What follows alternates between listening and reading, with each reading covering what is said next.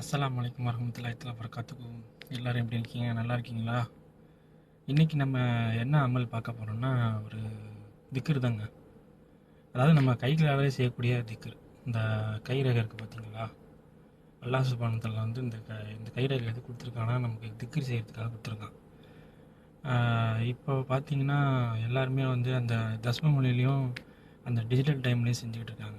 அதில் செய்கிறதெல்லாம் நன்மை நமக்கு கிடைக்கும் என்னமான்னு நமக்கு தெரியாது. இருந்தாலும் இந்த கைரேகை இருக்குது பாருங்கள், இந்த கைரேகையிலே அல்லாஹ் வந்து திக்ர் செய்கிறதுக்கு தான் இந்த கைரேகை கொடுத்துருக்கான். இந்த கைரேகையில் என்ன திக்ருன்னா, நார்மலாக எல்லாருக்கும் இந்த திக்ர் தெரிஞ்சிருக்கும்.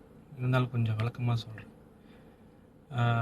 சுப்ஹானல்லாஹ் 33 தடவை, அல்ஹம்துலில்லாஹ் 33 தடவை, அல்லாஹ் அக்பர் 33 தடவை. ஒரு முறை வந்து லா இலாஹ இல்லல்லாஹ் வஹ்தஹு லா ஷரீக லஹ் வஹுல் முல்கு வலா குல்லி ஷைஇன் கதீர். இந்த திக்ரு ஓதுனேன்னு சொன்னால், அதாவது இந்த ஒரு துளிக்கும், அதாவது 5 துளிக்கு அப்புறம் திக்ரு வந்து ஓதுனேன்னு சொன்னால், நம்ம கடல் அளவுக்கு பாவம் செஞ்சிருந்தாலும் அந்த பாவத்தை வந்து அல்லாஹ் வந்து மன்னிக்கிறேன்னு சொல்கிறான்.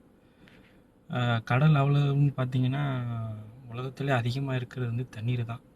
அந்த தண்ணீர் அளவுக்கு பாவம் இருந்தாலும் அல்லாஹ் மன்னிக்கிறேன்னு சொல்கிறான்.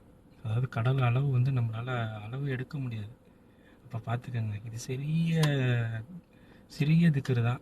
இன்ஷா அல்லாஹ் ஒரு துளைக்கு வந்து திக்ர் செய்யுங்க இன்ஷா அல்லாஹ். இதே போல் இன்ஷா அல்லாஹ் இன்னொரு வீடியோவில் பார்க்கலாம்.